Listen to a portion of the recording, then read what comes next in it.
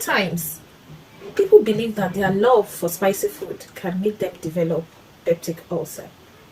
Is peptic ulcer actually caused by eating spicy foods? If not, what are the actual causes of peptic ulcer disease? How can it be prevented?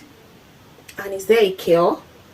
Join me today on this channel where I'll be discussing all you need to know about peptic ulcer disease. I welcome you to another episode of Your Health Matters, and on this channel we believe that you have the right to correct health information. This is why we bring to you health talks in a way that is easy to understand, with our focus being on prevention. Amina Tadeyemo is my name, and today I'll be discussing with you, as I said earlier, peptic ulcer disease.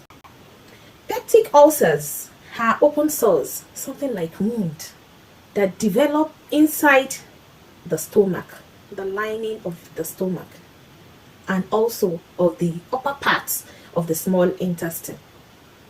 You can picture what a wound looks like. We've all seen a wound before. So if that happens in the stomach or in the upper parts of the small intestine, then that is what peptic ulcer disease is. And the most common symptom for many people is stomach pain. Stomach pain. Now, as I said, there are different kinds, mainly two types of peptic ulcer. The one that occurs in the stomach, we call it gastric ulcer. Gastro is the stomach. And the one that occurs on the upper part of the small intestine, known as the duodenum, is the duodenal ulcer. They are just terminologies anyway. So the most common cause of peptic ulcer is the infection with a particular bacterium that is unfortunately naturally occurring in our stomach, known as H. pylori, Helicobacter pylori. Another cause of peptic ulcer is the long-term use of some pain medications, some painkillers like aspirin, like ibuprofen. These over-the-counter painkillers, long-term use of them can cause peptic ulcer disease. I will explain that. Now, stress, prolonged stress, and spicy foods will not alone cause peptic ulcers. However, they can make the symptoms really worse. Now, normally we have acid in our stomach that aids in the digestion of our foods. They help break down the food that we eat. So when this acid is so much, when they are produced in a larger amount than we need, then one can get peptic ulcer. And you know, the natural physiologic way, our physiology, there is acid produced in our stomach. But the way God did it is that there is also a mucus lining to neutralize the acid.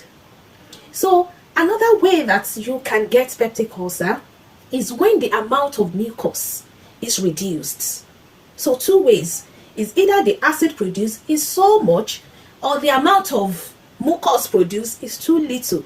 Then you can get peptic ulcer. As I said earlier, the most common peptic ulcer symptom is the burning stomach pain. So this stomach acid makes the pain also worse, as does having an empty stomach. So usually those that have peptic ulcer will say there are some foods that can actually relieve the pain, and the pain can get really worse in between meals or even at nights.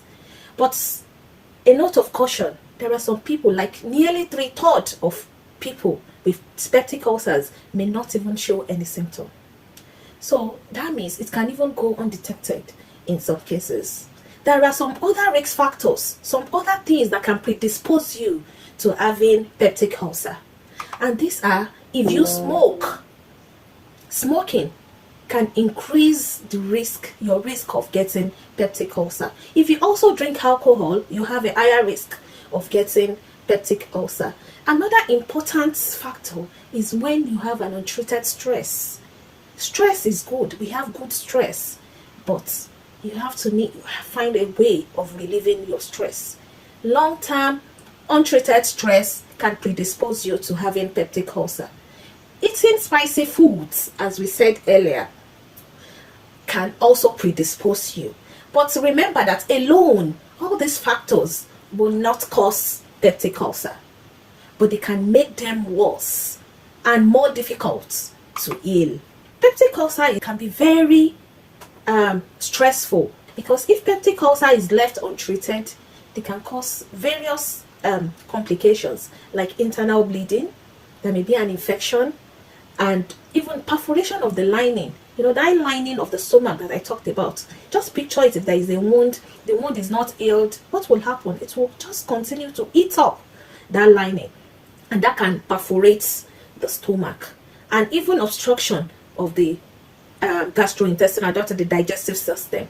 So these are the likely complications, which means it is important that you get treated if you have peptic ulcer disease. So how can we prevent ourselves from this peptic ulcer? The number one thing is we protect ourselves from infections.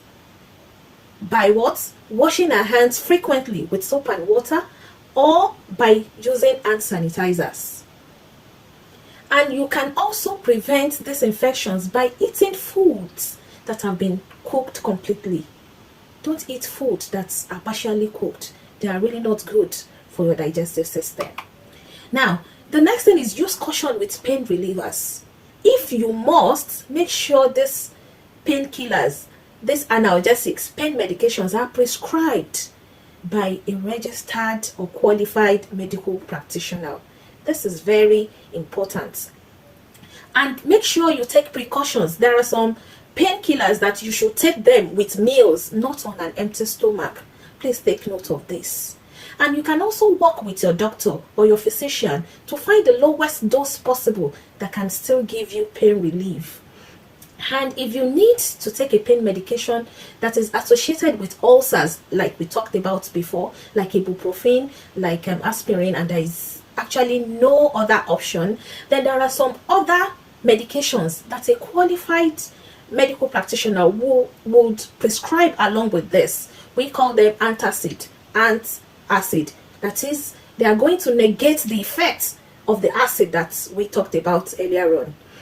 And finally, if you have already been diagnosed of having peptic ulcer, please continue using your medications.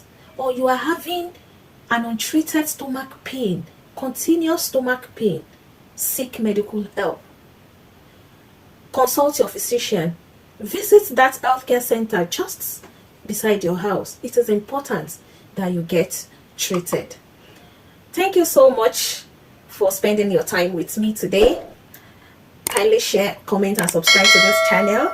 Aminat Adeyemo is my name. And remember always that your health matters. Bye.